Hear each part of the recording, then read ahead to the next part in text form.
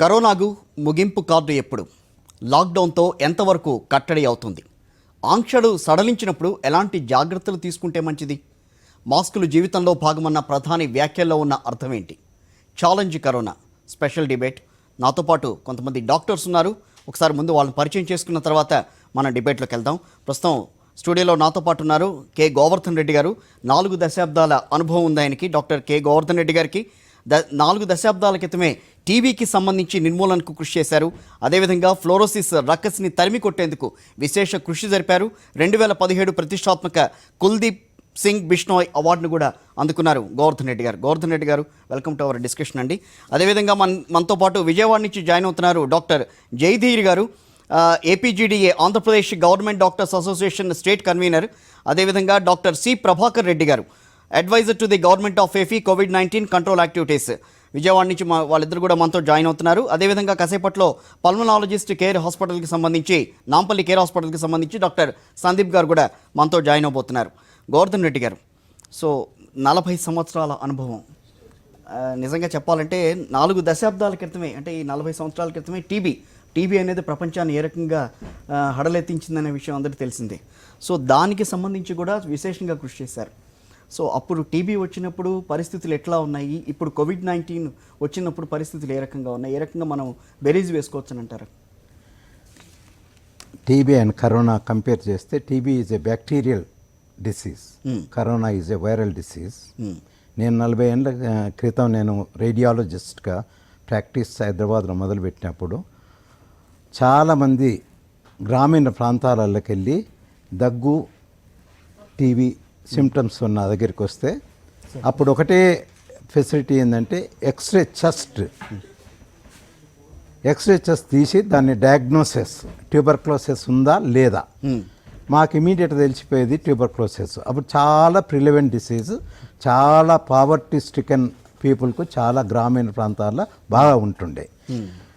అది మా దగ్గరికి వచ్చిన పేషెంట్స్కి మొదలు మేము క్లినికల్ సిమ్టమ్స్ చూసేది. కానీ ఇప్పటి వల్ల అప్పుడు ఐసోలేషన్ కానీ మాస్క్ కానీ ఇటువంటివి ఏం లేవు, వెరీ ప్రాక్సిమిటీ నియర్గా చూసేది పేషెంట్లను.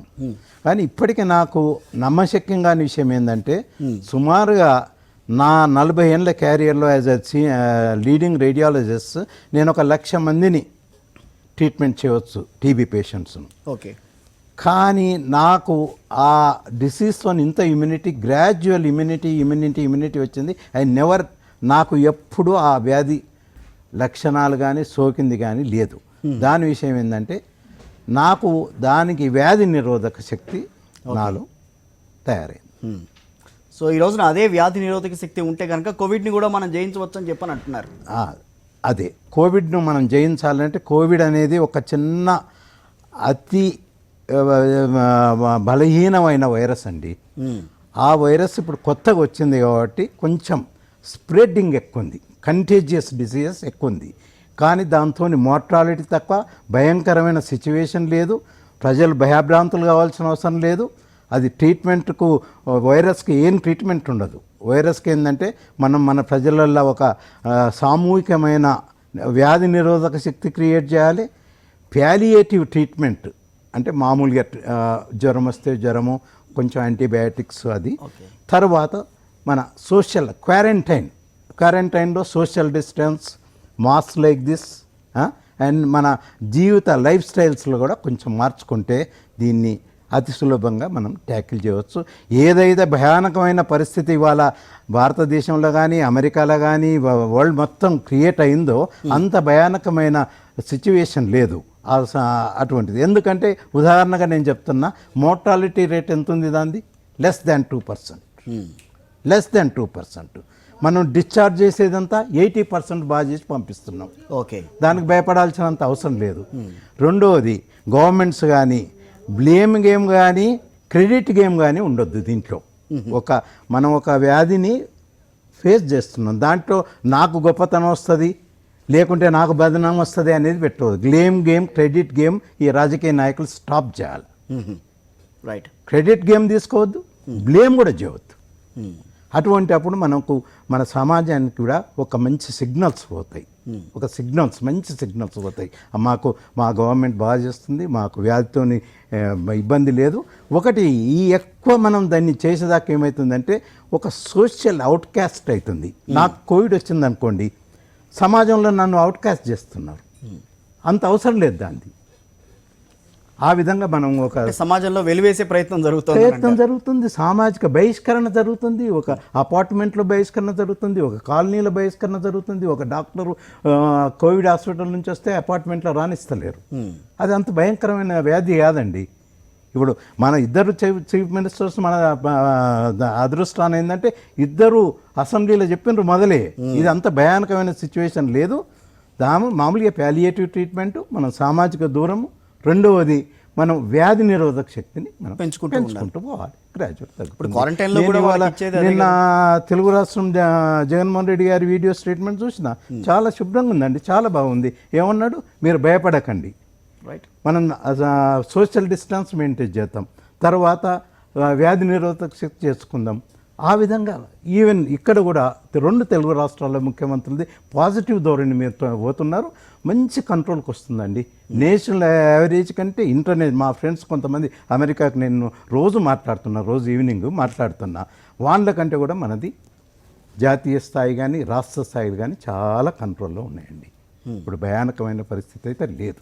ఆత్మస్థైర్యాన్ని పెంచుతున్నారని అంటారు ఇక్కడ. అవును, ఆత్మస్థైర్యాన్ని పెంచాలి కూడా. రైట్, అదే పెంచాలి కూడా మనం ఆత్మస్థైర్యం. ఏదైనా వార్ రాని, యుద్ధం రాని, మన హెల్త్ ప్రాబ్లమ్స్ రాని, మనం ధైర్యం చెప్పాలి. రైట్, ఒకరికి టీబీ వచ్చింది, ఒకరికి ఒకటి వచ్చింది, ధైర్యం చెప్పాలి. మనం ఇది ట్రీట్ చేయవచ్చు, ఇది ట్రీటబుల్ డిసీజ్, ధైర్యం వచ్చి. సో మిగతా విషయాల్లో కూడా వెళ్దాం అన్న ఒకసారి మాట్లాడతాను. సందీప్ గారు, so welcome to Sakshi debate అండి. ఫస్ట్ ఆఫ్ ఆల్ సందీప్ గారు, చూస్తుంటే ప్రస్తుతం ఉన్న పరిస్థితులు, మనం తీసుకుంటున్న చర్యలు ఏదైతే అది ఎంతవరకు పనికొస్తాయి అంటే, ఇప్పుడు లాక్డౌన్ ఉన్నాం, తర్వాత మాస్క్ వేసుకోమని అంటున్నాం, సో మిగతా ఇంకా క్వారంటైన్లోకి తీసుకెళ్తున్నాం. సో ఇది సరిపోతుందా ప్రస్తుతం ఈ కరోనాని కట్టడి చేయడానికి అని అంటే ఏం చెప్తారు? కరోనా డిసీజ్ కానీ COVID-19 మనం చెప్పే డిసీజ్ ఒక వైరల్ ఇన్ఫెక్షన్ సార్ చెప్పినట్టు. ఇది మనకు స్ప్రెడ్ అయ్యేది ఏరోజాల్ వల్లనే. అంటే మనం స్నీజింగ్ చేసినప్పుడు కానీ, దగ్గినప్పుడు కానీ ఆ వైరస్ పార్టికల్స్ అనేవి మన ఎయిర్లో స్ప్రెడ్ అవుతాయి. అది మనం ప్రివెంట్ చేయాలంటే మెడిసిన్స్, ఇది వైరస్ కాబట్టి దీనికి యాంటీబయాటిక్స్ కానీ ఏం పనిచేయవు. దీనికి మనకు బేసిక్గా social preventive medicines, preventive diseases, preventive ఆస్పెక్ట్సే బాగా పనిచేస్తాయి అన్నమాట. ఆ ప్రివెంటివ్ ఆస్పెక్ట్స్ స్పెసిఫిక్గా సోషల్ డిస్టెన్సింగ్ అంటాం. ఒక మనిషికి డిఫరెంట్ అంటే డిస్టెన్స్ మెయింటైన్ చేసుకోవాలి. కాఫ్ డ్రాప్లెట్ స్ప్రెడ్ అయినా కూడా వానికి ఇన్ఫెక్షన్ రాకుండా. 1. సెకండ్ థింగ్, ఇది ఇన్ఫెక్టెడ్ పర్సన్కి ఒకవేళ మాస్క్ వేసుకుంటే కనుక వేరే నార్మల్ పర్సన్కి ఈ డిసీజ్ స్ప్రెడ్ కాకుండా ఉండాలంటే ఆ మనిషి మాస్క్ వేసుకోవాలి. సెకండ్ థింగ్, ఆ నార్మల్ మనిషి ఒకవేళ వేరే జనాల్లో వెళ్తే కనుక మాస్క్ వేసుకుంటే ఆయనకు వచ్చే అవకాశాలు, ఈ ఇన్ఫెక్షన్, ఈ డిసీజ్ వచ్చే అవకాశాలు తగ్గిపోతాయి. సో ఫేస్ మాస్క్ పెట్టుకుంటే మనకి ఈ డిసీజ్ స్ప్రెడ్ అనేది చాలా వరకు మనం ఆపచ్చు. థర్డ్ థింగ్ ఏంటంటే, ఇది ఇన్ఫెక్టెడ్ పేషెంట్స్ ఉంటారు. ఈ ఇన్ఫెక్టెడ్ పేషెంట్స్ అనేవి ఈవెన్ సింటమ్స్ స్టార్ట్ కాకముందు, అంటే ఏసిమ్టమాటిక్ స్టేజ్లో కూడా ఈ వైరస్ స్ప్రెడ్ అయ్యే అవకాశాలు ఉంటాయి. అంటే 2 to 2.5 days అంటారు. ఆ టైంలో వాళ్ళకి తెలియదు వాళ్ళ డిసీజ్ ఉందని కూడా. అందు గురించి ఈ మాస్క్లు, సోషల్ డిస్టెన్సింగ్ అండ్ ఐసోలేషన్ అనేది మనము అడ్వైస్ చేస్తున్నాం. సో దీనికి ట్రీట్మెంట్ ఏం పెద్దగా లేకపోయినా కూడా ఈ ప్రివెంటివ్ ఆస్పెక్ట్స్ అంటే జనరల్ వెల్బీయింగ్, మనం కాఫ్ ఎటిక్విటీస్ అంటాం, హ్యాండ్ హైజీన్ మనం చేసుకొని, మాస్క్ వేసుకొని, సోషల్ డిస్టెన్సింగ్ మెయింటైన్ చేస్తే ఈ వ్యాధిని మనం డెఫినెట్గా ప్రివెంట్ చేసుకోవచ్చు అండ్ ఈ హాల్ట్ చేసుకోవచ్చు స్ప్రెడ్ని. అదేవిధంగా లాక్డౌన్ కూడా దానివల్లనే ఈ గవర్నమెంట్ ఆఫ్ ఇండియా కానివ్వండి, వరల్డ్ వైడ్ కూడా చాలా కంట్రీస్ దీనికి ఇంప్లిమెంట్ చేసినాయి. ఆ లాక్డౌన్ చేసి కమ్యూనిటీ మాస్ గ్యాదరింగ్స్ని మనం ఆపగలితే ఈ స్ప్రెడ్ అయ్యే డిసీజ్ చాలా వరకు మనం హాల్ట్ చేసుకోవచ్చు. ఈ హాల్ట్ చేస్తే we can identify specific disease ఉన్న పేషెంట్స్ని ఐడెంటిఫై చేసి we can give them proper treatment, proper మన హెల్త్ కేర్ రిసోర్సెస్ని యూటిలైజ్ చేసుకోవచ్చు. రైట్. డాక్టర్ జయధీర్ గారు, state convener Andhra Pradesh government doctors association Vijayawada నుంచి ఉన్నారు మనతో. జయధీర్ గారు, కంటికి కనిపించని శత్రువుతో పోరాడుతున్నాం. సో డాక్టర్లు తమ వంతు పాత్ర పోషించుకుంటూ వస్తున్నారు, కానీ ప్రజల్లో ఇంకా అవగాహన పెరగాలని చెప్పి చాలామందికి ఇంకా మాట్లాడుతున్నారు. లాక్డౌన్ ఉన్నా కూడా బయటికి వస్తున్నారు, జాగ్రత్తలు తీసుకోమంటే జాగ్రత్తలు కూడా తీసుకోని పరిస్థితి. ఏం చెప్తారు ఈ విషయంలో ఒక డాక్టర్గా మీరు?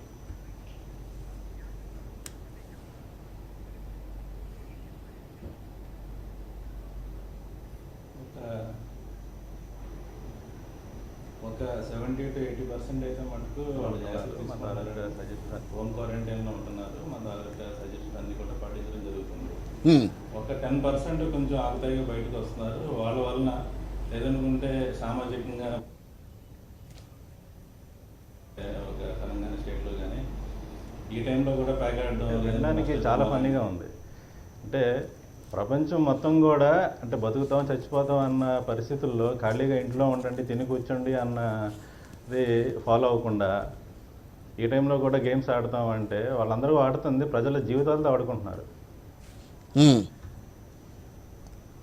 మరి సో మా తాలూకు అప్పీల్ ఏంటంటే అంటే గవర్నమెంట్ కూడా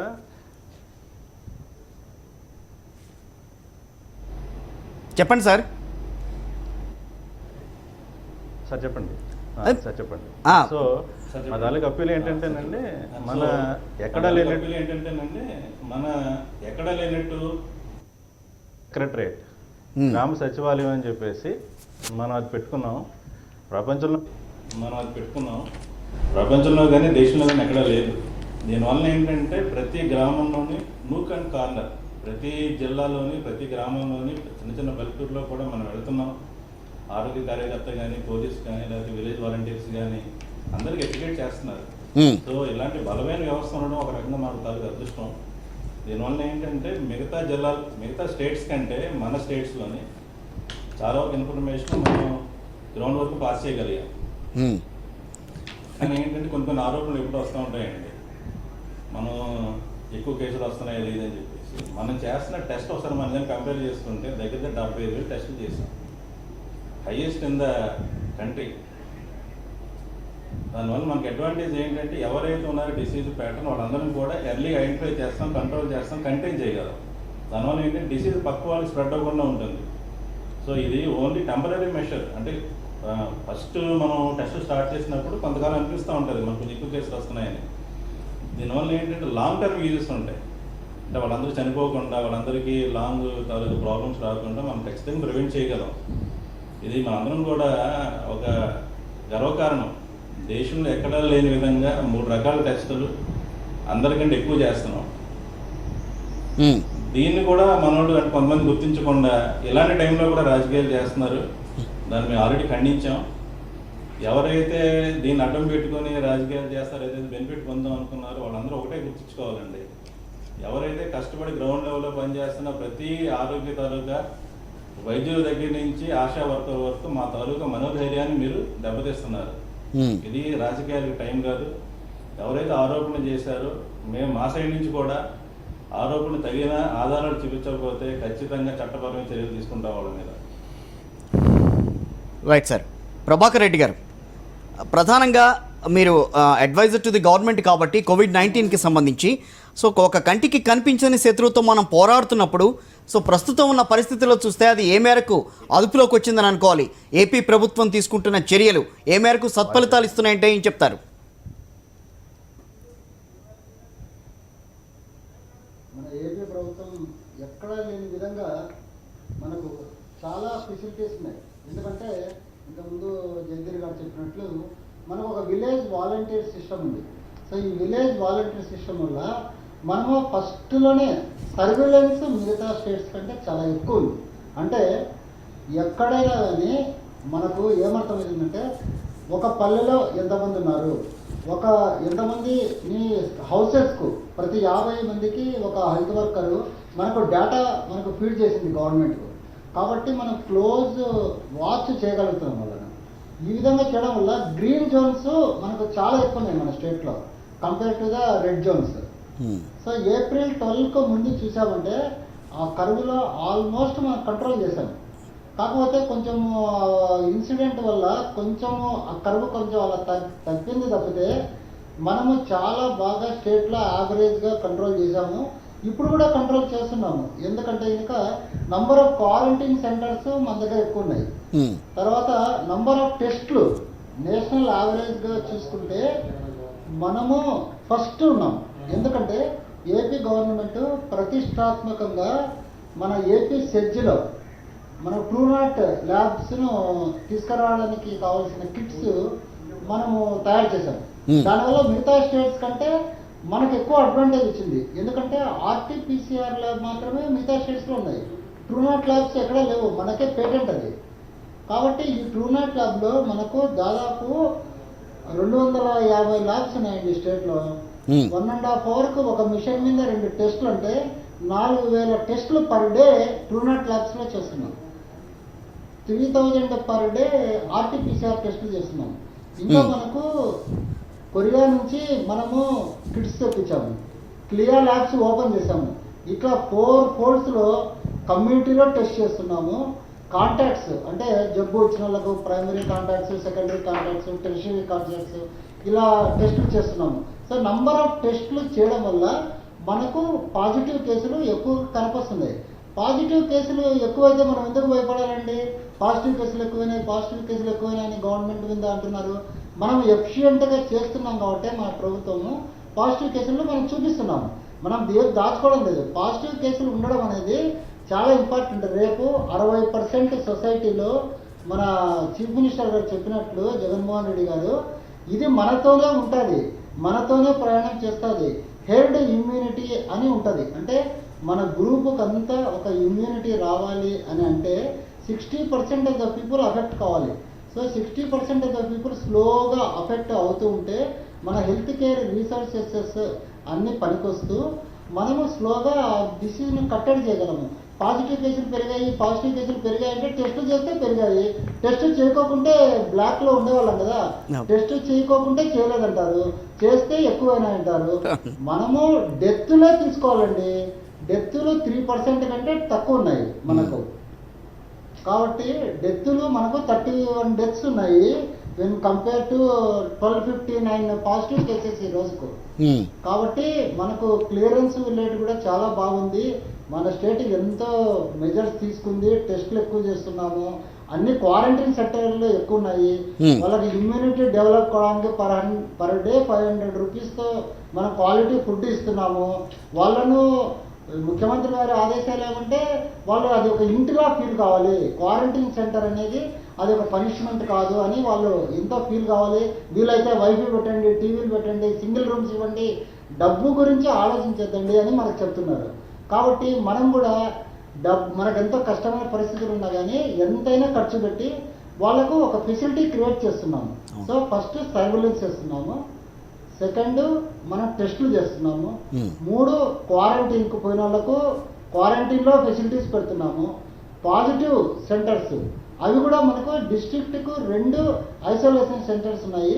ఒక్కొక్క చోట 200 బెడ్లు ఉన్నాయి. అంతేకాకుండా చాలా హాస్టల్స్ ఇవన్నీ కూడా మనము తీసుకొని మనకు డబ్బు గురించి ఆలోచించడం లేదు గవర్నమెంట్. ఎందుకంటే ఎంతమంది అయినా పాజిటివ్ రాని అంతమందికి మనము సౌకర్యాలు ప్రొవైడ్ చేస్తున్నాం. రైట్. ప్రభాకర్ రెడ్డి గారు మళ్ళీ జాయిన్ అవుతానండి. సార్, గోవర్ధన్ రెడ్డి గారు, ఇందాక ప్రభాకర్ రెడ్డి గారు చెప్పింది మనం చూస్తున్నాము. సో ఇమ్యూనిటీ పెరగాలి అని అనుకున్నది ప్రతి వాళ్ళు చెప్పేది అదే. సో ఇక్కడ ప్రధానంగా కొంతమంది ఇప్పుడు ఆయన కూడా చెప్తున్నారు కదా, ఇక్కడ ఏదైతే ఉంది ఎక్కువ కేసులు పెరుగుతుంటే దీనివల్ల కేసులు పెరుగుతున్నాయి, ఇదిగో కేసులు పెరుగుతున్నాయి కాబట్టి కరోనాని కట్టడి చేయలేకపోతున్నారు అన్న మాటలు బయటకు వస్తున్నాయి. సో మీ అనుభవంలో ఇలాంటి విషయాలకు వచ్చినప్పుడు, ఈ డిసీజెస్ లాంటివి ఇట్లాంటి వాటి వెళ్ళినప్పుడు ఏం కనిపిస్తుంది, అసలు అవుట్కమ్ ఎట్లా వస్తుందని అంటారు దీంట్లో? ప్రాథమికంగా వస్తే ఏంటంటే, ఇప్పుడు మనం ఒక ఆరోగ్యపరమైన ఎమర్జెన్సీలో ఉన్నాం. ఇప్పుడు కంపారిజన్స్ అవసరం లేదు. మనం మన ప్రజలకు ఏం చేస్తున్నాం అనేది. ఈ కోవిడ్ కానీ ఇంకే డిసీజ్ కానీ ఏమవుతుందంటే, ప్రభాకర్ రెడ్డి గారు, ప్రభుత్వ సలహాదారు ప్రభాకర్ రెడ్డి గారు చెప్పినట్లు కాకుండా ఇదేంటంటే ఇంక్యుబేషన్ పీరియడ్ డిఫరెంట్ ఉంది. సబ్ అక్యూట్ కేసెస్లలో మనము వాళ్ళకు సిమ్టమ్స్ లేవు, పాజిటివ్ లేవు.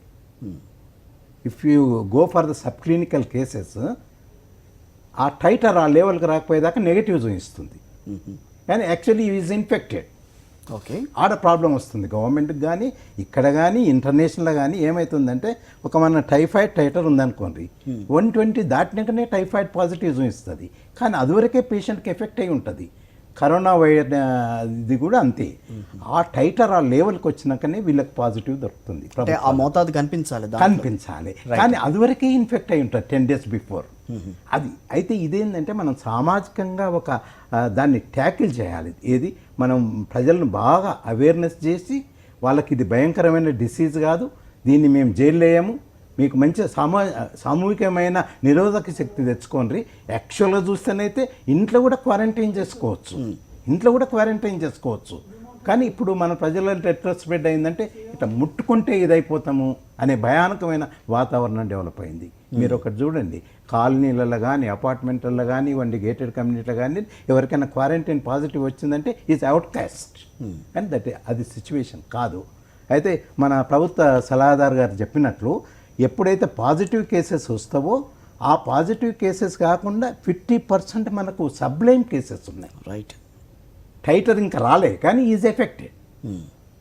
దీనికి మనమేమంటున్నాం అంటే దానికి క్వారంటైన్ మెయింటైన్ చేసుకుంటా small palliative treatments like paracetamol, like erythrocin, like this స్విన్ వైటమిన్ సి.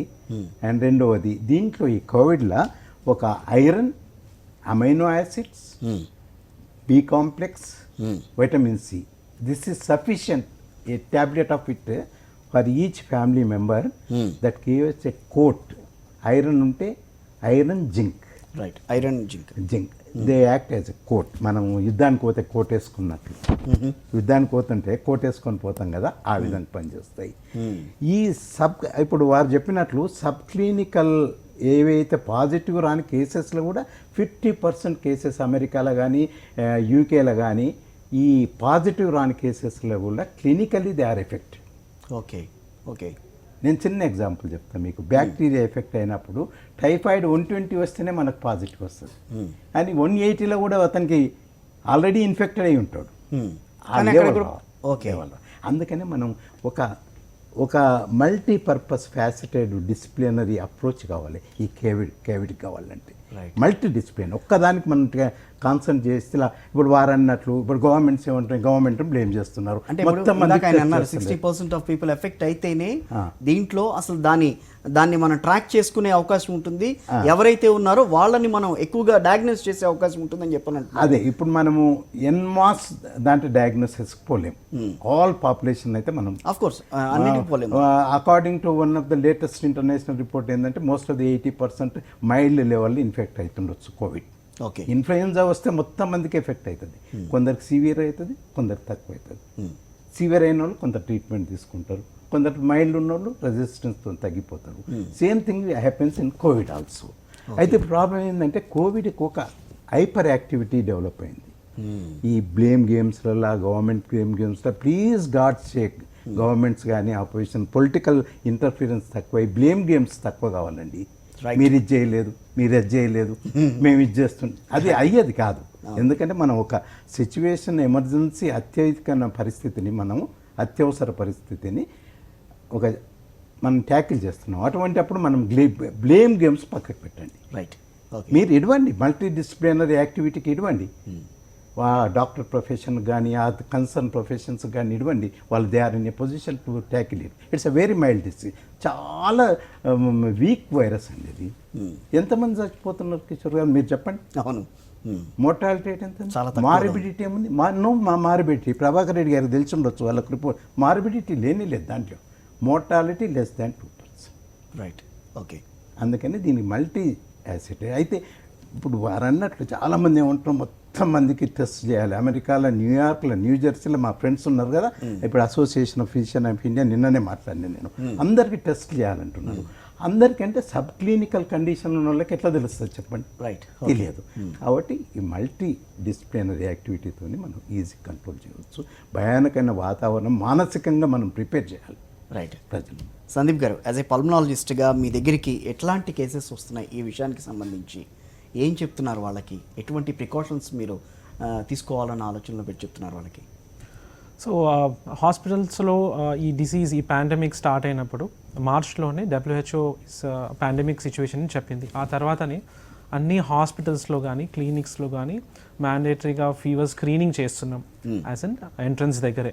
ఒకవేళ వాళ్ళకి ట్రావెల్ హిస్టరీ ఉన్నా కూడా రెస్పిరేటరీ సింటమ్స్ ఎస్పెషల్లీ కాఫ్, ఎక్స్పెక్టరేషన్ ఉన్నా కూడా, ఫీవర్ ఉన్నా, ఆయాసం ఉన్నా వాళ్ళకి సపరేట్ ఐసోలేషన్ కానీ ట్రయేజ్ అంటాం మేము. ఆ ట్రయేజ్లో వెళ్ళి we're identifying those patients and we're taking care of that patients అనమాట. ఆ హాస్పిటల్స్లో వచ్చే పేషెంట్స్కి మాత్రం ఆ విధంగా చేస్తున్నాం. కాకపోతే ఇన్ జనరల్ పేషెంట్స్ వాళ్ళు ఎవరికైనా దగ్గు వచ్చినా కానీ ఈ రన్నింగ్ నోస్ కానీ ఇన్ఫ్లుయెన్జా లైక్ ఇల్నెసెస్ అంటున్నాం, లేకుంటే నిమోనియా అంటే ఈ నిమోనియా అనేది లంగ్స్ ఇన్ఫెక్షన్ రకరకాల బ్యాక్టీరియా వల్ల కూడా కాజ్ చేయొచ్చు, వైరసెస్ వల్ల కూడా కాజ్ చేయొచ్చు, నాట్ ఓన్లీ కోవిడ్. అది చాలా మేము ఆల్రెడీ చూస్తున్నాం, ట్రీట్ చేస్తున్నాం కూడా అంతకుముందు కూడా. కాకపోతే ఈ పాండమిక్ కాబట్టి ఈ సింటమ్స్ ఉన్న వాళ్ళలో ఈ కోవిడ్ మనం టెస్ట్ చేసుకొని చూసుకుంటాం. సో ఈ సింటమ్స్ అంటే కాఫ్, బ్రెత్లెస్నెస్ కానీ, స్ఫూటం రావడం కానీ, ఫీవర్ కానీ, రన్నింగ్ నోస్, సోర్ థ్రోట్ ఉన్న వాళ్ళలో యాక్టివ్గా స్క్రీనింగ్ కూడా ఐసీఎంఆర్ చేస్తుంది. Any patient with influenza like illness కానీ, అంటే రన్నింగ్ నోస్ కానీ, కాఫ్, సోర్ థ్రోట్ ఉన్న వాళ్ళలో, ప్లస్ నిమోనియా ఉన్న హాస్పిటలైజ్ పేషెంట్స్లో యాక్టివ్గా కోవిడ్ టెస్టింగ్ పంపిస్తున్నాము హాస్పిటల్స్లో. అండ్ ఇది చాలా మందికి అది నెగిటివ్ ఉన్నా కూడా అది ఒక స్క్రీనింగ్ మెథడ్ అనమాట, కమ్యూనిటీలో ఏమైనా ఉందా లేదా చూసుకోవడానికి.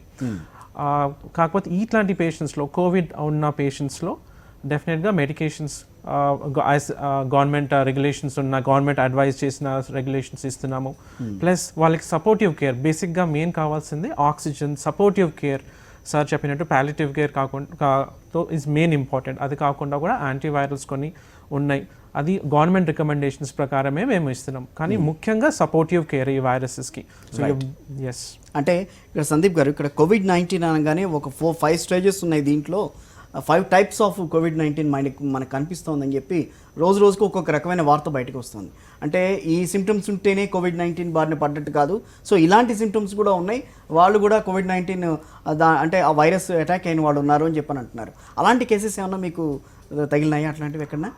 చాలా మందికి ప్యానిక్ సిచ్యువేషన్స్, బేసిక్గా ఎవరికైనా దగ్గు వస్తే వాళ్ళకి డెఫినెట్గా కోవిడ్ ఉందా, ఎందుకంటే ఇవాళ రేపు వాట్సాప్ కానివ్వండి, ఇన్ఫర్మేషన్ చాలా ఎక్కువగా ఉంది పబ్లిక్లో. Everybody is using smart phone, so everybody knows about Covid. అయితే ఈ కాఫ్ అంటే చాలామంది భయపడుతున్నారు, ఓకే నాకు కోవిడ్ వచ్చిందా లేదా. ఇది కమ్యూనిటీ ట్రాన్స్మిషన్ కాలేదు ఇంతవరకు ప్రస్తుతానికి, ఓన్లీ త్రూ కాంటాక్ట్స్ కానివ్వండి, లేకుంటే ట్రావెల్ హిస్టరీ ఉంటేనే ఉంది ప్రస్తుతం మన స్టేజ్లో. సో అట్లాంటప్పుడు we don't have to panic, first thing. Second thing, ఇట్లాంటి పేషెంట్స్ ఇట్లాంటి కాఫ్ ఉన్నా కూడా యాజ్ ఎ ప్రికాషనరీ, మన సెల్ఫ్ ట్రీట్ చేసుకోవడానికి కానీ, మన కంట్రీ కోసం కానీ, we have to inform the doctors, take help of the doctors, saying that we have the symptoms and వాళ్ళు చూస్తారు whether you fit in the criteria, మీరు ఫిట్ కారు. దాన్ని బట్టి ఒకవేళ టెస్ట్ అవసరం ఉంటేనే టెస్ట్ పంపిస్తారు. అండ్ ఆ తర్వాత పాజిటివ్ ఉంటే కూడా ట్రీట్మెంట్ అవైలబుల్ ఉంది సార్ చెప్పినట్టు.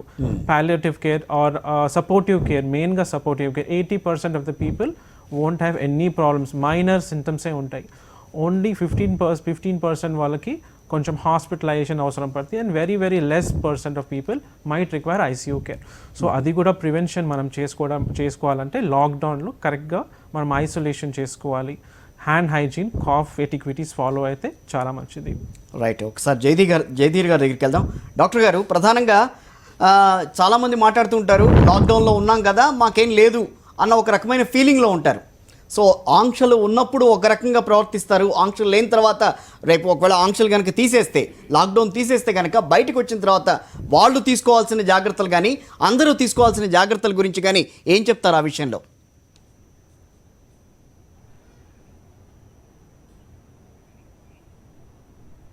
చాలా మంచి ప్రశ్న వేశారు సార్. ఎందుకంటే నిన్న సీఎం గారు చెప్పినట్టు this is going to be part and parcel with us.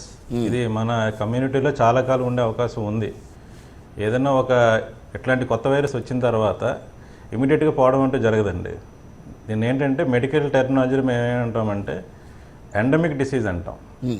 So endemic ఏంటంటే కొన్ని ఏరియాస్లో ఉంటుంది అనమాట, కంటిన్యూస్గా ఉంటుంది. ఎప్పుడైతే ఇమ్యూనిటీ మన తాలూకు జనాల్లో తగ్గిందో, లేదనుకుంటే ఆ ఏరియాలో ఇంకేదన్నా లోకలైజ్డ్ ఇష్యూస్ ఉన్నప్పుడు ఇమీడియట్గా వైరస్ మళ్ళీ తిరగబెట్టే అవకాశం ఉంటుంది. సో మన తాలూకా ఆలోచన విధానం ఎలా ఉండాలంటేనండి, జపాన్ ఏంటంటే చాలా చిన్న కంట్రీ అయినా సరే వాళ్ళ తాలూకా పద్ధతులు కానీ అలవాట్లు కానీ చాలా చక్కగా ఉంటాయండి. వాళ్ళు ఇచ్చే సోషల్ తాలూకా రెస్పాన్సిబిలిటీలోని జానిటర్స్ అంటారు. అంటే ఏంటంటే ఇప్పుడు ఎవరైతే క్లీన్ చేస్తారో వాళ్ళందరికీ కూడా సొసైటీలో హైయెస్ట్ ఇంపార్టెన్స్ ఇస్తారు. రైట్. వాళ్ళు ఏంటంటే చిన్న వయసు దగ్గర నుంచి కూడా చిన్నపిల్లలకు కూడా చిన్న దగ్గు వచ్చినా జలుబు వచ్చినా ఇమీడియట్గా మాస్క్ కట్టుకోవడం. వాళ్ళు కూడా ఏంటంటే క్లోజ్ కాంటాక్ట్కి రారు. మీరు వాళ్ళ తాలూకా కస్టమ్స్ అబ్జర్వ్ చేస్తే కొంచెం దూరం నుంచి వాళ్ళ నమస్కారం పెట్టడం కానీ అన్నీ చేస్తూ ఉంటారు. ఉమ్, ఇది మన తాలూకా సొసైటీలోని ఎట్లాంటి పద్ధతులు కానీ మనం పాటిస్తే నెక్స్ట్ జనరేషన్కి ఇవ్వాలండి. ఎందుకంటే మనకి ఈ రోజునేమో కోవిడ్-19 వచ్చింది, రేపొద్దున ఇంకో వైరస్ రావచ్చు. ఉమ్, సో అట్లాంటి టైంలో మన ఆలోచన విధానం ఎలా ఉండాలంటే మన తాలూకా పిల్లల్ని కానీ లేదనుకుంటే నెక్స్ట్ జనరేషన్ కానీ సొసైటీని కానీ మనం ఖచ్చితంగా ఎడ్యుకేట్ చేయాలి. వాళ్ళని ఏమి ఎడ్యుకేట్ చేయాలి? ఎప్పటి వరకు అయితే ఈ వైరస్ మన జీవితం నుంచి బయటకు వెళ్ళదో, అంటే దీనికి ఒక వ్యాక్సిన్ కానీ ట్రీట్మెంట్ కానీ రాదో, అప్పటి వరకు మన తాలూకా పద్ధతులు మనం మార్చుకోవాలి. వైరస్కి అనుగుణంగా దాన్ని కంట్రోల్ చేసే విధంగా మనం జీవించడం నేర్చుకోవాలి. Right, correct. అది కానీ మనం నేర్చుకున్నంత వరకు వైరస్ ఖచ్చితంగా తిరగబెట్టే అవకాశాలు చాలా ఉంటాయి. చెప్పండి సార్. సో దాన్ని మనం కంట్రోల్ మనంతటి మన చాలా మంది కామెంట్ చేశారు ఏంటంటే ఇదేదో వైరస్ మనతో ఉంటుందంట అని.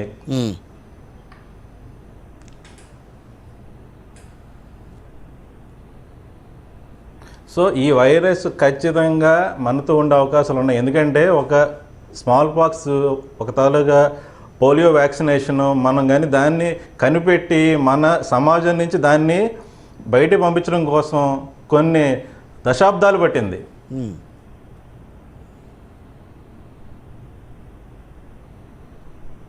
సో మన తాలూకు ఆలోచన విధానం ఎలా ఉండాలంటే కొత్తగా వచ్చిన వైరస్ని మన సొసైటీ మొత్తం ఒక్కటై దీన్ని బయటికి పంపించే వరకు మన తాలూకా జీవన విధానాలు కానీ ఆహారపు అలవాట్లు కానీ బయటికి వెళ్ళడం, లోపలికి వచ్చేటప్పుడు మనం తీసుకునే జాగ్రత్తలు కానీ అన్నీ మార్చుకోవాలి.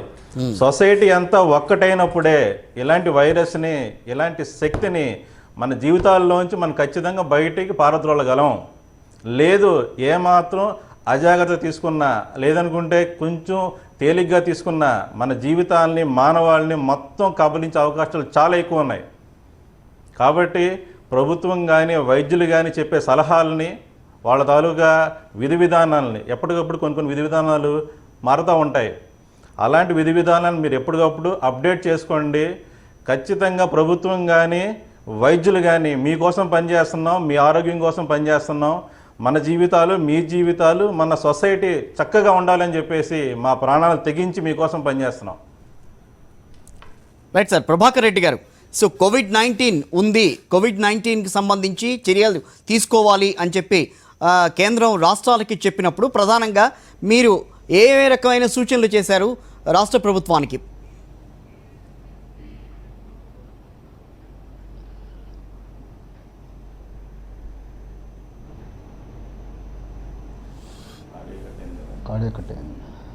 ప్రభాకర్ రెడ్డి గారు, మనకు రాష్ట్ర ప్రభుత్వం ఈ హలో చెప్పండి సార్, చెప్పండి. ఇప్పుడు మనకు యాక్చువల్గా కోవిడ్-19 వచ్చినప్పుడు మనము ప్రిపేర్డ్నెస్ వెల్ ప్రిపేర్డ్నెస్గా ఉంది. కాబట్టి మనము మొట్టమొదటిగా ఫస్ట్లో టెస్ట్లు చేసే కెపాసిటీని పెంచుకున్నాం. యుద్ధ ప్రాతిపదికన మనం 2 టెస్టులను తీసుకొచ్చాం. తర్వాత అత్యధికంగా ల్యాబులను, అంటే మనము కొత్తగా మనము వైజాగ్, కాకినాడ, కడప, అనంతపూరు ఇక్కడంతా కూడా ఆర్టీపీసీఆర్ ల్యాబ్లను యుద్ధ ప్రాతిపదికన ఏర్పాటు చేశాం. తర్వాత ఇన్ని మిషన్స్, 2 మిషన్స్ను మనం ఏర్పాటు చేయగలిగాం. తర్వాత అందరికంటే ముందుగా మనం కూడా జాగ్రత్తగా కొరియా నుంచి టెస్ట్ కిట్లు తెప్పించగలిగాం. ఇదంతా ఒకవైపు స్క్రీనింగ్ చేయడము, తర్వాత అందరినీ మనము సెన్సిటైజ్ చేసి వార్డు, విలేజ్ వాలంటీర్స్ నుంచి మనమంతా డేటా తెచ్చుకొని ఎక్కడిదక్కడ మనం విలేజ్ను కట్టడి చేయడానికి ప్రయత్నించాము. లాక్డౌన్ పటిష్టంగా అమలుపరిచాము, అది ఒకవైపు. తర్వాత హాస్పిటల్స్ ప్రిపేర్డ్నెస్, సో మనకు ఏమైనా కేసులు వస్తే వాళ్ళని ఎలా ప్రిపేర్ చేయాలి అని 4 మనము కోవిడ్ ఎక్స్క్లూజివ్ హాస్పిటల్స్ని చేశాము. తర్వాత అత్యధికమైన వెంటిలేటర్స్ను మనము మొబిలైజ్ చేయడము, కొనడము జరిగింది.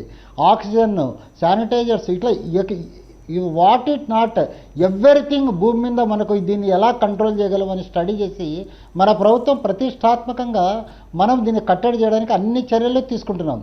కానీ మనకు ఇది చాలా కంట్రోల్లోనే ఉంది. ఎందుకంటే కనుక లేకపోతే డెత్తులు చాలా ఎక్కువ, ఇది కంపేర్ చేస్తే మిగతా కంట్రీస్తో పోలిస్తే మనకు చాలా బాగా కంట్రోల్లో వస్తూ ఉంది. ఇది ఇలాగే స్లోగా కంట్రోల్లో అయిపోయి stage, second stage, third stage అలా పోతూ ఉంటుంది. దీంట్లో మనము హాస్పిటల్ ప్రిపేర్డ్నెస్ కూడా మనం ఎంతో బాగా చేస్తున్నాం. ఎందుకంటే రేపు నెలకు కావాల్సింది మనం ఇప్పుడే చేసేసాము. ఇంకా అన్ని విధాలుగా కూడా మనం అంతా రెడీగా ఉన్నాము. ప్రాణాలను ఎట్టి పరిస్థితుల్లోనూ మనం తగ్గించడానికి కృషి చేస్తున్నాము. ప్లాస్మా థెరపీ పైన కాన్సన్ట్రేట్ చేస్తున్నాము. ఇప్పుడు దీనికి ఎందుకంటే మందులు లేవు.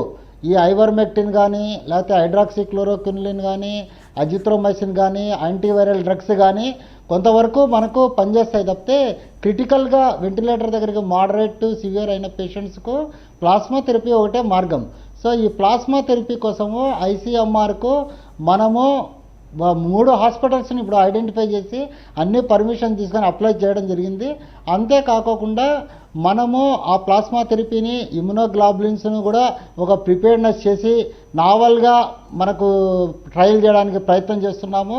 ఫస్ట్ మన స్టేటే ప్లాస్మా థెరపీలో కూడా ముందుకు రావచ్చు. సో మనం ఎంతో ఆలోచించి దీన్ని చర్యలు తీసుకుంటున్నాము. డెఫినెట్గా ఈ కరోనాలో మనం విజయం సాధిస్తాము. ఎందుకంటే డెత్ రేట్ ఎన్ని టెస్టులు చేశాము, ఎన్ని పాజిటివ్ అయినది అమెరికాలోనే పాజిటివ్ అవుతున్నాయి. ఎంతో వెల్ ఎడ్యుకేటెడ్ కంట్రీలో మన దగ్గర పాజిటివ్ కాకపోదు అని ఆలోచించద్దండి. పాజిటివ్ వస్తుంది. డెత్లను మనం ఎంత తగ్గించగలము ప్రొజెక్టెడ్ స్కోర్ కంటే అనేదే మనకి ఇంపార్టెంట్.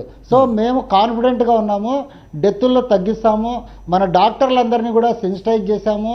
వాళ్ళు ప్రాణాలకు తెగించి పోరాడుతున్నారు. మీకోసం వాళ్ళు పీపీఈలు, N95 మాస్కులు అన్నీ కూడా అందుబాటులో తెచ్చాము. మన కాకినాడలో 2 లక్షల పీపీఈలు మనం ఆర్డర్ చేసాము. అవన్నీ కూడా ఇప్పుడు మీరు స్క్రీన్ మీద చూస్తున్నారు, అవే మనం వాడుతున్నారు.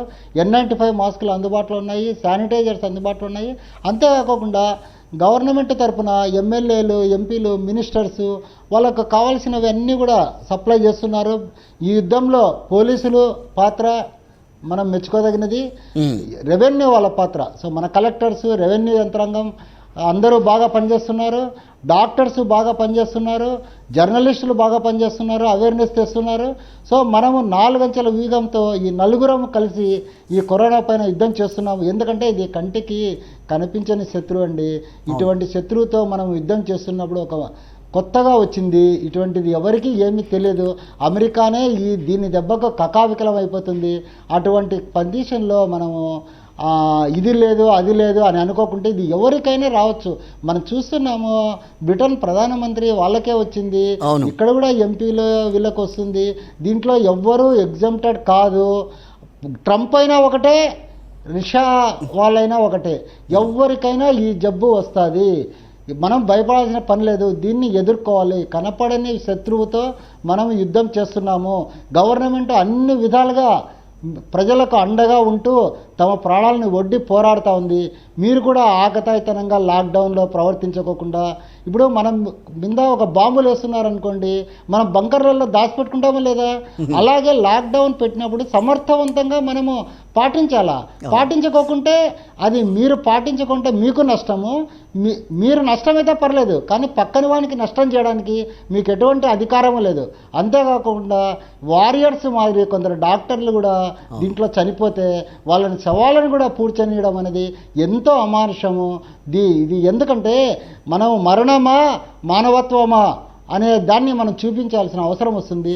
ఒక మనిషి, సాటి మనిషి చనిపోతే ఎంత మాత్రము జాలి దయ లేకుండా వాళ్ళను పూడ్చనీయకోకుండా, ఎందుకంటే ఎంత బాధాకరణ విషయము. తల్లి లేదు, పిల్ల లేదు, చెల్లి లేదు, వాళ్ళని చూడడానికి కూడా భయపడి చనిపోతున్నప్పుడు డాక్టర్లంతా ముందుకొచ్చి వాళ్ళ పిల్లల్ని వదిలొచ్చి మీకోసం సేవ చేసి వాళ్ళే జబ్బు తెచ్చుకొని వాళ్ళని చనిపోతే వాళ్ళని దహనం కూడా చేయనీయము అనేంత అమానుషమైన పరిస్థితుల్లో కొందరు ఉన్నారు. అంటే ఇది చదువు లేకపోవడమా, లేకపోతే ఇది భయమా, ఏమిటి? కాబట్టి మనమంతా కూడా ఒక మానవత్వంతో ప్రవర్తించి అందరూ కూడా దీని గురించి నెగిటివ్గా మాట్లాడుకోకుండా అందరూ అవేర్నెస్ కలిగించి, ఎందుకంటే చాలామంది తమ శక్తి కోసం చేస్తున్నారు, భోజనాలు పెడుతున్నారు, మాస్కులు ఇస్తున్నారు, ప్రతి ఒక్కరూ ముందుకు వస్తున్నారు, గవర్నమెంట్కి చేయూతనిస్తున్నారు. అందరము కొన్నాళ్ళు మనము దీంతో పోరాడదాము. ఎంత మంది ప్రాణాలను కాపాడగలిగితే అంతమంది ప్రాణాలను మనం కాపాడడానికి గవర్నమెంట్ కృతనిశ్చయంతో ఉంది. ఇక్కడ డబ్బుల క్రైటీరియా లేదు, ఎన్ని కోట్లైనా ఖర్చు పెట్టడానికి ముఖ్యమంత్రి గారు రెడీగా ఉన్నారు. మనకు లేకపోయినా కానీ అప్పైనా తెచ్చి కానీ మిమ్మల్ని కాపాడడానికి, ప్రాణాలు ఒడ్డి పోరాడడానికి కూడా రాష్ట్ర ప్రభుత్వం అంతా రెడీగా ఉంది, డాక్టర్లు అంతా రెడీగా ఉన్నారు. కాబట్టి మీరు ఒక్కటే విన్నపం, లాక్డౌన్ ఖచ్చితంగా పాటించండి, సోషల్ డిస్టెన్స్ పాటించండి, మానవత్వం చూపియండి, గ్రీన్ జోన్స్ను రెడ్ జోన్స్గా మార్చొద్దండి, ఎక్కువ మూవ్మెంట్ చేయొద్దండి. మనకు ఎక్కువగా గ్రీన్ జోన్స్ ఉన్నాయి. ఆ గ్రీన్ జోన్స్ అంటే క్లస్టర్స్, ఆ క్లస్టర్స్ను మనము పెంచుకొని ఆరెంజ్కి వచ్చి తర్వాత రెడ్ తగ్గించుకుంటే డెఫినెట్గా మనము ఈ కరోనా మీద మన రాష్ట్ర ప్రభుత్వము శ్రీ జగన్మోహన్ రెడ్డి గారి నాయకత్వంలో మనం డెఫినెట్గా విజయం సాధిస్తాము. ఇది ఒక చరిత్రాత్మకమైన తీర్పు మనము ప్రభుత్వానికి మనం నిరూపించినట్లయితుంది. కాబట్టి ప్రభుత్వానికి సహకరించండి, మీరు రక్షింపబడండి, తర్వాత ప్రజలను రక్షించండి. రైట్. గోవర్ధన్ రెడ్డి గారు చాలా కరెక్ట్గా చెప్పారు. ఉన్న పద్ధతులు ఏంటి, ఏ రకంగా ఉండాలి, ఈ టైంలో ప్రభుత్వాలు తీసుకుంటున్న చర్యలకి మీరు ఏ రకంగా రియాక్ట్ అవ్వాల్సిన అవసరం ఉంది, అన్నీ కూడా చెప్పుకుంటూ వచ్చారు. సో ఇక్కడ కొన్ని విషయాలు కూడా బయటకు వస్తున్నాయండి. టెస్టింగ్కి వెళ్ళొద్దు, టెస్టింగ్కి వెడితే ఏదో జరిగిపోతుందని చెప్పి ఒక రకమైన ప్యానిక్ సిచ్యువేషన్స్ని ప్రచారం చేయడం అనేది జరుగుతుంది. దానికి మీరు ఇచ్చే సమాధానం ఏంటి ఆ విషయాలకి? మనం ప్రజలను సెన్సిటైజ్ చేయాలండి. ఈ వ్యాధి గురించి, వ్యాధి సమాచారం గురించి, ఆ టెస్ట్ చేసినంతనే నీకు వ్యాధి సంక్రమిస్తుంది అనేది లేదు. చాలామంది భయపడి ఏం పోతున్నారు, టెస్ట్ పాజిటివ్ వస్తే నన్ను పట్టుకుపోతారు, క్వారంటైన్లో తీసుకెళ్తారు, ఏదో చేసేస్తారు అక్కడ ఆ ఉద్దేశంతో. అయితే ఇప్పుడు అటువంటి సిచ్యువేషన్లో మనం వాళ్ళని సెన్సిటైజ్ చేసి వీలైనంత వరకు స్క్రీనింగ్ చేసుకుంటా. కానీ మొట్టమొదటి ఇంకొకటి ఏంటంటే క్లినికల్ కేసెస్ను స్క్రీనింగ్కు బెటర్, కానీ ఎన్ బ్లాక్ స్క్రీనింగ్ అనేది సమాజంలో అంత పాసిబుల్ కాదండి. ఎన్ని కిట్స్ దేంటి, ఎన్ని లక్షల కిట్స్ దేంటి, అది ప్రాక్టికలీ వైబుల్ అయ్యే ప్రపోజిషన్ కాదు. మనం ఏదన్నా మాట్లాడితే ప్రాక్టికలీ వైబుల్ అయ్యేది ఉండాలి. ఇప్పుడు న్యూయార్క్లో, న్యూ జెర్సీలో ఇల్లు చేస్తున్నారు అంటున్నారు, కానీ మన ఇండియాలో అది పాసిబుల్ కాదు. మన దగ్గర వెంటిలేటర్స్ లేవు, మన దగ్గర 2% పాపులేషన్ కూడా వెంటిలేటర్స్ లేవు. అవును. కానీ ట్రీట్మెంట్ ఏంటంటే ఓన్లీ 2%, లెస్ దాన్ 2% మోర్టాలిటీ ఉంది కాబట్టి మారబిలిటీ ఎక్కువ లేదు. మనం అంత ప్యానిక్ సిచ్యువేషన్ ఏం లేదు. ఓన్లీ సెన్సిటైజ్ చేసుకొని తర్వాత ఇష్యూ ఏమొస్తుంది సార్, లాక్డౌన్ ఇష్యూ వస్తుంది. లాక్డౌన్ అనేది ఏంటంటే మనం వైరస్కు దూరంగా జరిగిపోయినాం. మరి ఎప్పుడోసారి ఫేస్ చేయాలి కదా వైరస్ను. అవును, ఎప్పటికైతే ఉండలేం కదా. అవును, బాగా చెప్పారు. నిజం సార్, అది వారైనా శత్రువు వస్తే కొంచెం పక్కకు సరి రెడీ అయ్యి ముందుకు పోతాం కదా. ప్రజలలో మనం ఆ సెన్సిటైజ్ చేసి ఆ హార్డ్ ఇమ్యూనిటీని డెవలప్ చేసే ప్రయత్నం చేసి పాలియేటివ్ ట్రీట్మెంట్తో మనం మెల్లమెల్లగా ప్రజలను సెన్సిటైజ్ చేస్తే వాళ్ళకి అంత భయానకమైన పరిస్థితి ఏమి ఉండదని నా వ్యక్తిగత సో అభిప్రాయం. ఇక్కడ ఆ లాక్డౌన్లో ఉన్నారు కాబట్టి ఇమ్యూనిటీని పెంచుకోండి, మీ అంతటి మీరుగా ఇమ్యూనిటీని పెంచుకోండి. సో తద్వారా రేపు ప్రజల్లోకి వచ్చినా కూడా మీకు అది అటాక్ కాకుండా ఉంటుందన్న భరోసానైతే కల్పించాలి ప్రభుత్వాలు అని అంటారు. అదే కాకుండా హార్డ్ ఇమ్యూనిటీ అనేది మన క్వారంటైన్లో రాదండి. రైట్, రాదు. క్వారంటైన్లో మీరు చరిత్ర చూడండి, ఈ వైరస్ ఇదే ఫస్ట్ టైం కాదు, ప్రపంచ చరిత్రలో ఇదే లాస్ట్ కాదు. ఇంకా ఎన్నో వైరస్లు వస్తాయి, ఇంకా ఎన్నో బ్యాక్టీరియాలు వస్తాయి. ఇది బిగినింగ్ కాదు, ఇది ఎండ్ కాదు. ఇదే ఒకటే వచ్చి ఇడికి ఎండ్ అయిపోతుంది అన్నట్లేదు. కాబట్టి మనం సిచ్యువేషన్ సెన్సిటైజ్ చేసుకుంటా, లాక్డౌన్ను బ్యాలెన్స్ చేసుకుంటా హార్డ్ ఇమ్యూనిటీని బాగా డెవలప్ చేయాలండి. హార్డ్ ఇమ్యూనిటీ ప్రపంచ చరిత్రలో నోన్ అండి. స్మాల్ పాక్స్ తీసుకోండి, ప్లేగ్ తీసుకోండి, మీరు స్పానిష్ ఫ్లూ తీసుకోండి, మన ఇన్ఫ్లుయెంజా తీసుకోండి, అన్నిటికీ ఒక ఇన్ఫ్లుయెంజా వచ్చింది అనుకోండి జూన్ జూలైలో కొత్త రెయిన్స్ పడ్డప్పుడు అందరికి ఒక 2-3 days ఉంటుంది, వెళ్ళిపోతుంది. That is due to the hard immunity. That is also virus, అది కూడా వైరసే, దాని ట్రీట్మెంట్ లేదు. ఓన్లీ మైల్డ్ యాంటీబయాటిక్ తీసుకుంటాం, palliative treatment. Such type of approach కావాలండి. ఇప్పుడు మనం మాస్ను ఎన్ బ్లాక్గా ఒక క్వారంటైన్లో పెడితే అది నైతికంగా కానీ, ఆరోగ్యపరంగా కానీ, ఆర్థికంగా కానీ ఒక సమాజానికి, ఒక సమూహానికి అది గొప్పతనం కాదు. ఓకే, మనం just for a period of it మనం పక్కకు జరిగినాం, దాన్ని ఫేస్ చేయాలి. ఫేస్ చేయాలి కదా, 40 రోజులు ఫేస్ చేయాలి మనం వైరస్ను. కాబట్టి దానికి ప్రజలందరినీ సెన్సిటైజ్ చేసి, ఎడ్యుకేట్ చేసి, దీని గురించి పెద్ద ఇబ్బంది పడాల్సిన అవసరం లేదు. ఎన్నో వైరస్లు వచ్చాయి, ఇదే మొదలు కాదు, ఇదే చివరిది కాదు. సార్ టీబీ గురించి మీరు చేశారు కాబట్టి అప్పుడు సార్. ఇంత టెక్నాలజీ లేదు, అందరికి ఇంత తెలిసిన సందర్భాలు కూడా లేవు. అవును. సో అప్పటికి ఇప్పటికి పరిస్థితి చాలా మార్పు ఉంది. చాలా మార్పు. అంటే టెక్నాలజీ పెరగడం వల్ల కూడా అది ఈ రకమైన సిచ్యువేషన్స్కి కారణం అవుతుందని అనుకోవచ్చు అని అంటారా? ఆ రకంగా ఆలోచించారు ఎప్పుడన్నా డాక్టర్గా? ఈవెన్ టీబీ కూడా ఏంటంటే 1930s టీబీకి ట్రీట్మెంట్ లేదు. టీబీకి ట్రీట్మెంట్ లేదు. అలెగ్జాండర్ ఫ్లీమింగ్ వచ్చినాకనే యాంటీబయాటిక్ కాన్సెప్ట్ ఆఫ్ యాంటీబయాటిక్ వచ్చింది మనకు. Okay. అలెగ్జాండర్ ఫ్లీమింగ్ వచ్చినాకనే కాన్సెప్ట్ ఆఫ్ యాంటీబయాటిక్, బ్యాక్టీరియాకు ఒక యాంటీబయాటిక్ వచ్చింది అనేది. తర్వాత టీబీకి స్పెసిఫిక్ యాంటీబయాటిక్ కాక్స్ ఇటువంటిది తీసుకొచ్చింది అదే. కానీ దాంట్లో కూడా ఇమ్యూనిటీ ఇంపార్టెంట్. రైట్. మనం 3 డ్రగ్స్ ఇస్తాం, స్ట్రెప్టోమైసిన్ ఇస్తాము, ఇవి ఇస్తాము. అవి ఇచ్చినాక ఒక 6 నెలల తర్వాత వానికి ఇమ్యూనిటీ దెబ్బతినిపోతుంది, ఓకే. మళ్ళీ కొత్తగా వస్తుంది. కాబట్టి మనం బాగా బిల్డప్ చేయాలి. ఓకే. ఈ వైరస్ రేపు జూలైలో మళ్ళీ రివైవ్ అయ్యే ఛాన్స్ ఉన్నది. మనం బాగా మందులు పెట్టి వీళ్ళని షార్ట్గా పెట్టి అంతా పెడతాం కదా, ఒక్కసారి వీళ్ళని లెట్ డౌన్ చేసినాక ఇమ్యూనిటీ లేకుంటే అది మళ్ళీ ఎఫెక్ట్ అవుతుంది. మరి అప్పుడు ఏంటి జాగ్రత్తలు తీసుకోవాలి నేను అనేది? ఆంక్షలు లేని టైంలో జాగ్రత్తలు తీసుకోవాలి వాళ్ళని కదా? సెన్సిటైజ్ చేసి వాళ్ళని ఇమ్యూనిటీ సిస్టమ్కు అడాప్ట్ చేయాలి సిచ్యువేషన్కు. రైట్. ఓకే. మన సందీప్ చెప్పిన వాళ్ళకు ఓన్లీ మనం ఇచ్చేది ప్యాలియేటివ్ ట్రీట్మెంట్ ఇస్తున్నాం. ప్రోయాక్టివ్ ట్రీట్మెంట్ లేదే వైరస్కు. ప్రోయాక్టివ్ ట్రీట్మెంట్ లేదు. ఆల్ గవర్నమెంట్స్ కానీ వీళ్ళు తీసుకునేటివన్నీ ఏంటంటే ప్యాలియేటివ్ ట్రీట్మెంట్, ఆక్సిజన్ ఇవ్వడము, మరీ డిబిలిటేటెడ్ కండిషన్లు ఉంటే వెంటిలేటర్ సిస్టమ్ మీద పెట్టడము, అంతేగాని యాక్టివ్ ట్రీట్మెంట్ ఏముంది లేదు. అవును. కాబట్టి ఈ అప్రోచ్ కావాలి, మల్టీ ఫ్యాసెటెడ్ అప్రోచ్, బహుళార్థ సాధకమైన అప్రోచ్ కావాలి దానికి. Good sir. దాన్ని యూ కెన్ ట్యాకిల్. సందీప్ గారు మీరేం చెప్తారు ఈ విషయం మీద, ఆయన చెప్పిన దానికి? సార్ చెప్పింది కరెక్టే. సపోర్టివ్ కేరే ఉంటుంది వైరస్ ఇన్ఫెక్షన్స్ రావడానికి. హర్డ్ ఇమ్యూనిటీ డెవలప్ అవ్వాలంటే చాలా మందికి ఈ వైరసెస్ ఇన్ఫెక్ట్ కావాలి. కానీ ఇప్పుడు మనం చూడాల్సింది ఏంటంటే మనకి హెల్త్ కేర్ రిసోర్సెస్ ఎంత ఉన్నాయి, అంటే హాస్పిటల్ బెడ్స్ ఎంత ఉన్నాయి, హాస్పిటల్స్ ఎన్ని ఉన్నాయి, ఎన్ని వెంటిలేటర్స్ ఉన్నాయి వగేరా. సో ఒకవేళ హర్డ్ ఇమ్యూనిటీ సడన్గా మనకి చాలామంది సిక్ అయిపోయారు అనుకోండి, ఈవెన్ 1% కానీ 0.5% ఆఫ్ ద పాపులేషన్ అనేది ఎఫెక్ట్ అయింది అనుకోండి, సిక్ పేషెంట్స్ అయ్యారనుకోండి, we can't tackle it. So అట్లాంటప్పుడు ఏంటంటే ఇట్లాంటి మెజర్స్ అంటే ప్రివెంటివ్ మెజర్స్ లైక్ లాక్డౌన్ కానివ్వండి, సోషల్ డిస్టెన్సింగ్ వగేరా మనకి చాలా వరకు ప్రివెంట్ చేస్తాయి. హర్డ్ ఇమ్యూనిటీ రావడానికి చాలా దినాలు పడతాయి and lot of people have to get infected అనమాట. సో ప్రస్తుతానికి మనం ఈ కరోనా వైరసెస్ అంటే ఈ COVID-19 ప్రివెంట్ అవ్వడానికి and to take care of our self మనకి ఏంటంటే ఈ మెజర్స్, సింపుల్ మెజర్స్ WHO కానీ, మినిస్ట్రీ ఆఫ్ హెల్త్ కానీ, మన ICMR కానీ చెప్పేది స్పెసిఫిక్గా use a mask, hand hygiene continuous చేసుకోండి, కాఫ్ ఎటిక్విటీస్ చేసుకోండి, సోషల్ డిస్టెన్సింగ్ మెయింటైన్ చేయండి. సో ఇది చేస్తే మనం డెఫినెట్గా ఈ డిసీజ్ని కంటైన్ చేసుకోవచ్చు, తొందరగా స్ప్రెడ్ అయ్యే అవకాశాలు తగ్గిపోతాయి. అండ్ ముఖ్యంగా ఈ ఇమ్యూనిటీ తక్కువ ఉన్న పీపుల్లో వస్తే కనుక చాలా సిక్ అయ్యే అవకాశాలు ఉంటాయి. సో ఇట్లాంటివి మనం చిన్నవి పాటిస్తే కనుక ఈ చిన్న మన ఎల్డర్లీ పీపుల్ కానీ, మల్టిపుల్ కోమార్బిడిటీస్ ఉంటాయి, హార్ట్ ప్రాబ్లమ్స్ ఉన్న వాళ్ళు, లంగ్స్ ప్రాబ్లమ్స్ ఉన్న వాళ్ళకి సివియర్ అయ్యే అవకాశాలు ఉంటాయి. అయితే వాళ్ళకి కూడా ప్రివెన్షన్గా మనం చేసుకోవచ్చు స్ప్రెడ్ కాకుండా. రైట్. జయధీర్ గారు, 2 క్వశ్చన్స్ అడుగుతాం మిమ్మల్ని. టెస్టింగ్కి వెళ్ళొద్దు, వెడితే ఏదో జరిగిపోతుందన్న ప్రచారం జరుగుతోంది, దానికి మీరు ఇచ్చే సమాధానం. నెక్స్ట్, ఈ మాస్కులు అనేవి మన జీవితంలో ఎన్నాళ్ల పాటు భాగంగా చేసుకోవాల్సిన అవసరం ఉంది? ఈ రెండింటికి ఆన్సర్ చెప్పండి.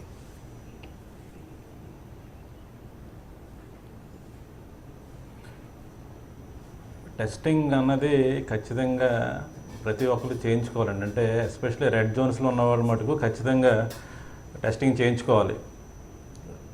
ఎక్కడా లేని, అంటే ప్రపంచంలో ఎక్కడా లేకుండా ఒక కమ్యూనిటీని మొత్తం కూడా టెస్ట్ చేయడానికి వచ్చిన ఆలోచన ఓన్లీ మన ప్రభుత్వాందే.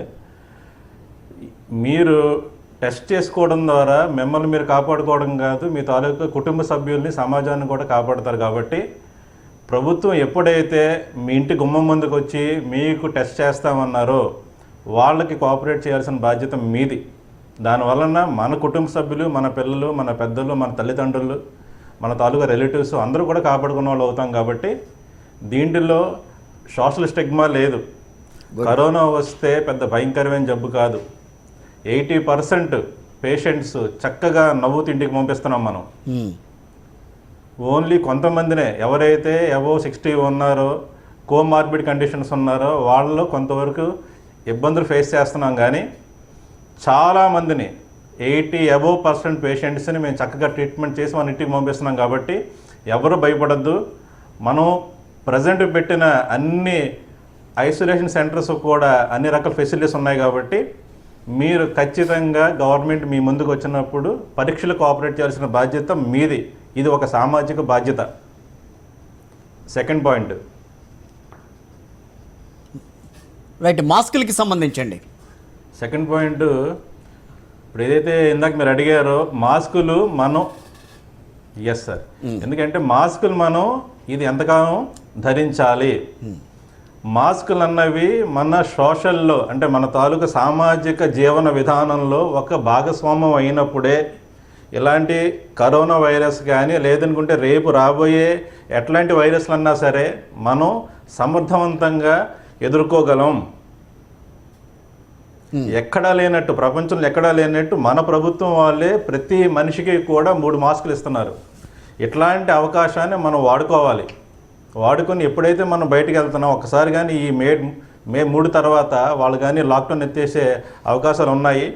వాళ్ళు లాక్డౌన్ ఎత్తినా ఎత్తకపోయినా ఇది మన సామాజికంగా మన తాలూకా జీవన విధానంలో మాస్కులు ధరించడం అన్నది ఒక భాగం అయినప్పుడే ఇట్లాంటి వైరస్లు మనం ఖచ్చితంగా ఎదుర్కొంటాము. మనల్ని, మన కుటుంబ సభ్యుల్ని కూడా మనం కాపాడుకోగలం. రైట్, ప్రభాకర్ రెడ్డి గారు, సో నేను ఇందాక అడిగిన వాటికే టెస్టింగ్కి వెళ్ళవద్దని చెప్పి ఒక రకమైన ప్రచారం జరగడం, సో దాన్ని మీరు ఎట్లా ఎదుర్కొంటారనేది. నెక్స్ట్ మాస్కులకి సంబంధించి, మాస్కులు కూడా జీవితంలో ఒక ప్రధాన భాగం అవ్వాలని చెప్పి ప్రధానమంత్రి నరేంద్ర మోడీ గారు కూడా మాట్లాడారు. సో ఏ రకంగా అర్థం చేసుకోవచ్చు దాన్ని?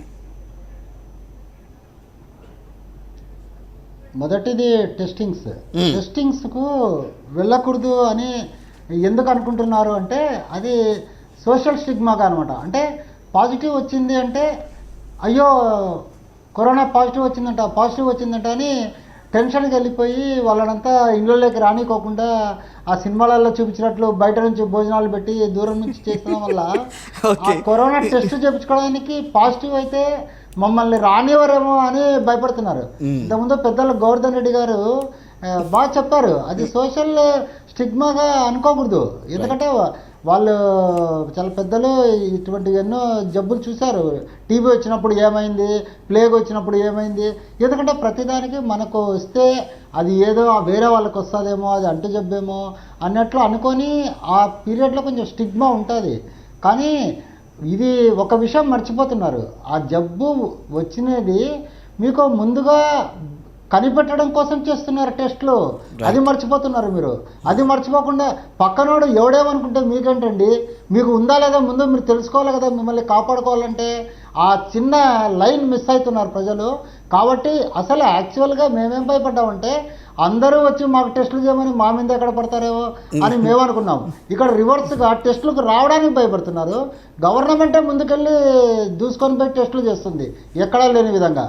కాబట్టి మన గవర్నమెంట్ కృత నిశ్చయంతో ఉంది. మనము ఇన్ని కోట్ల కిట్లు తెప్పిస్తున్నాము, ఇంకా ఆర్డర్ ఇస్తున్నాము, ఇన్ని ల్యాబ్స్ పెడుతున్నాము, ఇంకా రోజు రోజుకి ల్యాబులు పెంచుకుంటూనే పోతున్నాము. కాబట్టి నిర్భయంగా మీరు టెస్టులు చేయించుకోండి. మిమ్మల్ని ఎవ్వరు కూడా అవుట్ కాస్ట్ చెయ్యరు. మీకు వస్తే 5 స్టార్ ఫెసిలిటీతో మీకు క్వారంటైన్ సెంటర్లో పెడతారు. మీరు ఎటువంటి విధంగా మీకు దీనివల్ల మీకు ఎటువంటి నష్టము జరగదు. లేకుంటే లాక్డౌన్లో క్షేమంగా ఉండండి. స్లోగా మనము కమ్యూనిటీలో వస్తుంది. ఇప్పుడు ఇంతకుముందు గోవర్ధన్ రెడ్డి గారు చెప్పారు అమెరికాలో. నేను ఒకసారి అమెరికాకి వెళ్ళాను హార్ట్ ట్రాన్స్ప్లాంట్ ట్రైనింగ్కు. అక్కడ పోతానే మనకు టెస్ట్ చేస్తారు. టెస్ట్ చేసినప్పుడు నాకు మరుసటి రోజు బలవంతంగా పిలిచారు, మీరు ఇక్కడికి రండి అని. నేను అక్కడికి వెళ్తే మీకు ఐజీఎం లెవెల్స్ ఎక్కువ ఉన్నాయండి, మీకు టీబీ ఉంది, మిమ్మల్ని ఎలా రానిచ్చారు అమెరికాలోకి అన్నారు. లేదండి, ఇది ఇండియాలో కామన్గా వస్తుంది. అదే మాకు మేము టీబీ పేషెంట్స్ చాలామందికి ఆపరేషన్ చేస్తుంటాను, నేను సబ్ క్లినికల్గా వచ్చింటుంది. టీబీకి ఇమ్యూనిటీ అనేది మాకు ఇండియాలో కామన్గా ఉంటుంది అని చెప్పారు. అప్పుడు ఆ టైంలో సెప్టెంబర్లో అమెరికాలో ప్రతి సీజన్లో ఫ్లూ షాట్ అని వేస్తారన్నమాట. అందరూ ఆ ఫ్లూకు ప్రతి సంవత్సరము వేసుకోవాల్సిందే వాళ్ళు. ఎందుకంటే వాళ్ళకు పెద్ద ఇమ్యూనిటీ ఉండదు. ఫ్లూ అంటే మనం ఇక్కడ అసలు కేర్ కూడా చేయము ప్రతి వర్షం పడిన తర్వాత. వాళ్ళు ఫ్లూ వస్తే వాళ్ళు ఫ్లూ షాట్ అని ఇంజక్షన్ వేసుకుంటారు $30 పెట్టి.